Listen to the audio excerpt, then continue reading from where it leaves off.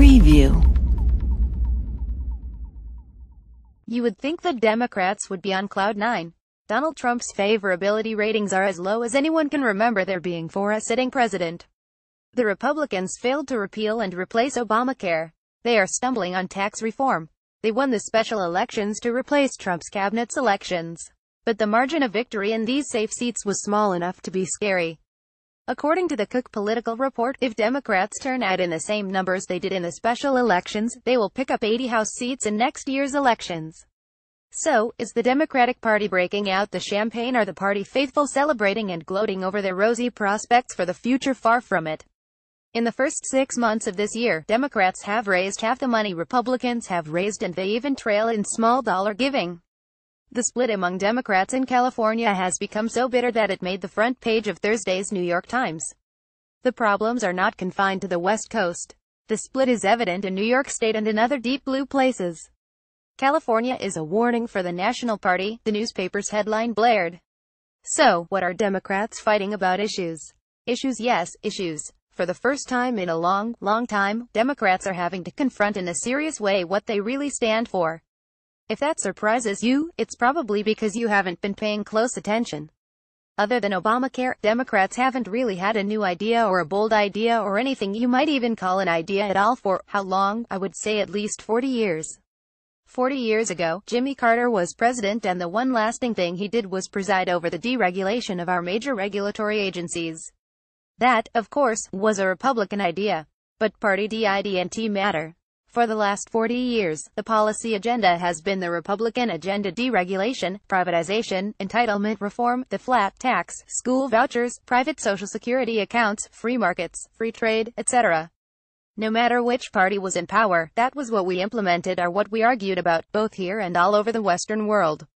Through it all, the identity of the Democratic Party tended to be one of nebulous opposition. If you were to the left of whatever the Republicans were doing, whether a little bit to the left or way over on the far left, the Democrats were the party for you. For the most part, Democrats didn't bother to offer much more definition than that of who they were and what they thought. Until there was Trump. Even though the concept of a left-right continuum can be a bit misleading, bear with the metaphor for a moment. Trump was definitely to the left of Hillary Clinton on foreign trade and international military engagement. On immigration, he was more aligned with the position of organized labor, while she was more aligned with big business and the editorial page of the Wall Street Journal. Forgetting for the moment the disastrous Republican attempts at health reform, Trump's rhetoric on the issue was definitely to the left of Hillary on that as well. He wanted to ensure everybody she was going to leave 30 million uninsured. Although Trump's appointees are busily overturning Obama's labor regulations, it would not surprise me if polls reveal that Trump is viewed as more pro-union than Hillary. During the campaign, Trump said he wanted a tax cut for the middle class, not for the rich. That's easy to dismiss as campaign rhetoric. But now in office, he is entertaining the idea of a tax increase on the rich. An editorial in the Wall Street Journal by Frank Buckley contains a fascinating graphic. It shows that 73% of the electorate is left of center on economic issues, but 52% is socially conservative. Although most of us don't think of Trump as a social conservative, he won overwhelmingly among this group. The left is so in your face on these issues, a Republican doesn't really have to say much of anything to get the social conservative vote. But Trump also got a fair proportion of those who are liberal on economic issues. These are votes that Ted Cruz never would have received. These developments have been devastating to the Democratic Party. They have left the party divided, dispirited and angry. Why anger, you might ask? Frustrated, disappointed, disgusted, embarrassed, turned off. Those emotions could be readily understood.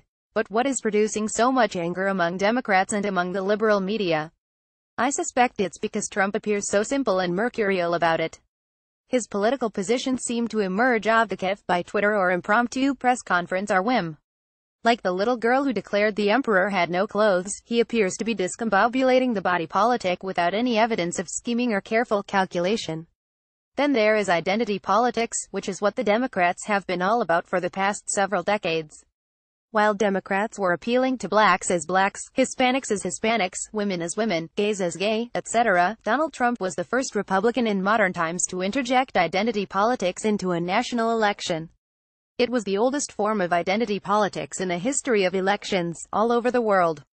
It's called nationalism. Make America Great Again resonated. Just as Make Japan Great Again would resonate in Japan or Make Argentina Great Again would resonate in Argentina. Outside of the Middle East, where religious rivalry dominates, nationalism is the strongest political force in the world today. Nationalism trumps ethnic identity, racial identity and sexual identity. That's why Trump did better among blacks and Hispanics than Romney did.